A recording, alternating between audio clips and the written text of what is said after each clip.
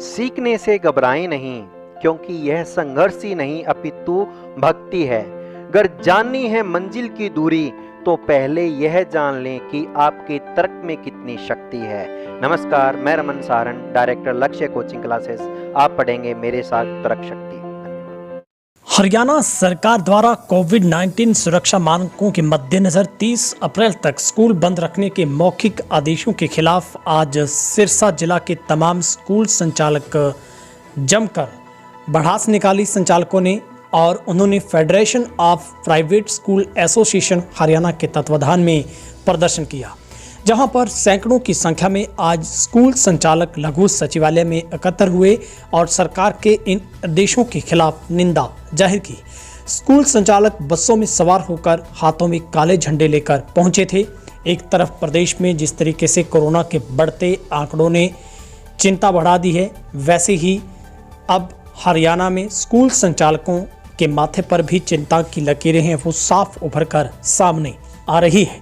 जहां पर 2020 में जिस तरीके से स्कूलों में पूर्ण तरीके से लॉकडाउन रहा और उम्मीद जगी थी 2021 में कि स्कूलों को आर्थिक तौर पर उभरने का मौका मिलेगा और बच्चों को भी पटरी पर लौटकर अब शिक्षा के साथ जुड़ने का अवसर मिलेगा, मगर ऐसा नहीं हो पाया, क्योंकि कोरोना की दूसरी लहर के नाम पर सरकार ने तमाम नियमों को मद्देनजर रखते हुए फिर से स्कूलों को बंद रखने का अब ऐलान किया है।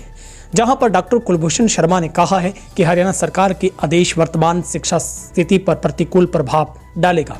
लगभग एक साल के बाद अब जाकर कोविड-19 के कारण शिक्षा के नुकसान की भरपाई करने हेतु छात्रों, अभिभावकों, शिक्षकों व स्कूल लीडरों ने बड़ी आशा के साथ फिजिकली कक्षाएं शुरू की थी, लेकिन बिना किसी चर्चा के प्रदेश के मुख्यमंत्री का स्कूल बंद करने को लेकर कहना लोकतांत्रिक नहीं है। उन्होंने कहा कि सरकार अब जानती है कि हरियाणा अब जोखिम की स्थिति में नहीं है। ऐसे में आदेश प्रत्येक जिला के स्तर पर महामारी पर विचार कर होना चाहिए। हाल ही में तेलंगाना सरकार ने निजी स्कूलों के शिक्षण व गैर शिक्षण कर्मचारियों के लिए 2000 रुपये व 25 किलोग्राम चावल के राहत पैकेज की घोषणा की है। एसोसिएशन चाहती है कि हरियाणा सरकार भी इसी तर्ज पर शिक्षण व गैर शिक्षण कर्मचारियों को सहूलियत दे। लाखों ड्राइवर, सफाई कर्मचारी, बस सहायक अब बेरोजगार हैं। स्कूल बसें भी 2 साल से नहीं चल पाई। ऐसे में सरकार स्कूल बस कर्मचारियों को उनकी नौकरी वापस मिलने तक 3000 रुपये प्रति माह तक बेरोजगारी भत्ता देने की घोषणा करे। और जहां पर इस मौके पर सैकड़ों स्कूल संचालकों ने कहा कि स्कूल को बंद हुए 1 साल से अधिक का समय हो गया, लेकिन देश में सरकारी कार्यक्रम, राजनीतिक रैलियां, धार्मिक सभाएं व क्रिकेट मैच बिना किसी रोक टोक के जारी है। लेकिन शिक्षा जो अत्यंत महत्वपूर्ण है वहां लॉकडाउन में है। इसलिए स्पष्ट है कि हर स्कूल हर हाल में खुलेंगे। अगर किसी को पढ़ाई करवाना अपराध है तो हम जेल जाने को भी तैयार हैं।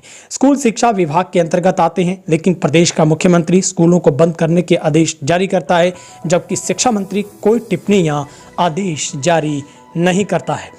ऐसे में हरियाणा सरकार के खिलाफ सड़कों पर आज तमाम स्कूल संचालक उतरे हैं, जहां पर जिला सिरसा के तमाम विधानसभा क्षेत्र से पढ़ने वाले सैकड़ों स्कूलों के संचालक हैं। वो तमाम टीचर्स के साथ बसों पर सवार होकर सिरसा के लघु सचिवालय में पहुंचे, जहां पर आर पार की लड़ाई का ऐलान किया गया है। स्कूल संचालकों ने साफ कहा है कि अब हर हाल में स्कूल खुलेंगे। बच्चों के भविष्य से खिलवाड़ हम मंजूर नहीं करते हैं। ऐसे में एक तरफ सरकार जहां पर 5 राज्यों का चुनाव करवा रही है और सोशल मीडिया के ऊपर भी मैसेज वायरल होते हैं कि कोरोना 18 साल की उम्र से कम का है, जो कि रैलियों में नहीं जाता है। और वहीं पर लोग ये भी कहते हैं कि भीड़ भाड़ राजनीतिक कार्यक्रमों से कोरोना को डर लगता है, और सरकार अगर विवाह शादी में, अगर किसी मैरिज पैलेस में, अगर किसी और समारोह में गिनती निर्धारित कर सकती है, तो फिर स्कूल में एक ही कक्षा में 20 से 25 की संख्या में बैठने वाले बच्चे क्यों नहीं सुरक्षित रह सकते हैं। सरकार चाहे तो स्कूलों के लिए एक फंड तय कर सकती है, ताकि स्कूल और जो टीचर्स हैं वो भी इस बेरोजगारी की मार से बाहर आ सके और बच्चों को भी शिक्षा प्रदान की जा सके। बल्कि सरकार को नियमों को सख्त करना चाहिए।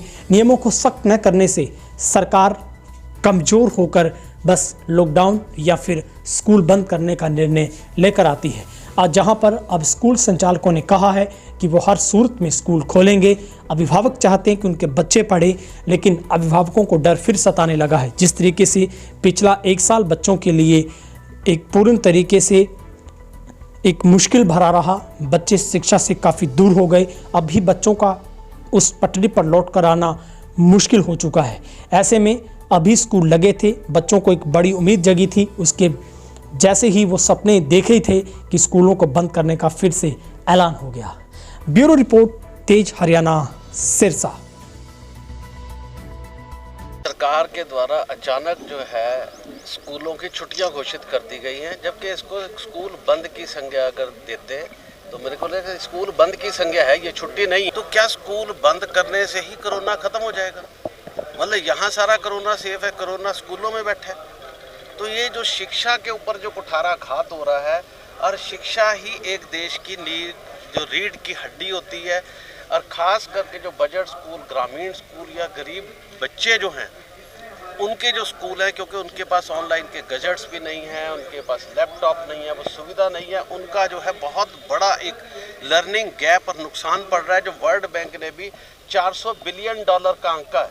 और जो आपने देखा गर्मियों में ही बच्चों को अगर जब छुट्टियां होती तो पढ़ना लिखना भूल जाते हैं। आज 1.25 साल से ऊपर पीरियड हो गया, बच्चे पढ़ लिख नहीं रहे, वो 3-3 साल पीछे जा चुके हैं।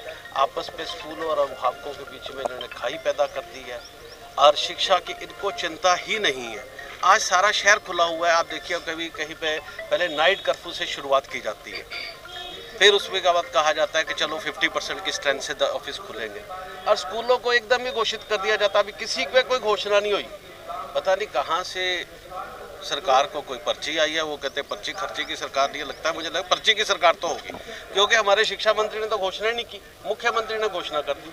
जबकि हमारे विभाग का मालिक हमारा शिक्षा मंत्री है, वो अच्छे इंसान है, उनको घोषणा करनी चाहिए थी। खट्टर साहब ने गुड़गांव से घोषणा कर दी। मुझे लगता है शिक्षा मंत्री को भी हो सकता है विश्वास बना लिया हो। अब तो हमारे मंत्री जी हो सकता है कह देंगे सामूहिक जिम्मेदारी के नाते, लेकिन वो एक भले इंसान है, उनको नहीं पूछा, हमारे प्रतिनिधियों को नहीं पूछा।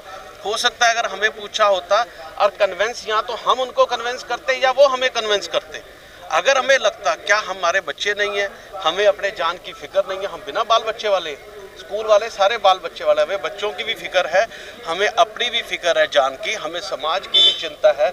अगर बुलाकर हमसे बात की होती, या तो हम उनको समझाते या वो हमें समझाते। ऐसा भी तो हो सकता था कि 50% की स्ट्रेंथ से स्कूल जो है खोले जा सकते थे। अभी इतनी स्ट्रेंथ भी नहीं आ रही थी, आप भी अभिभावक हैं, स्कूलों में इतनी स्ट्रेंथ नहीं आ रही थी, थोड़ा पटड़ी पे स्कूल चलने शुरू हुए थे।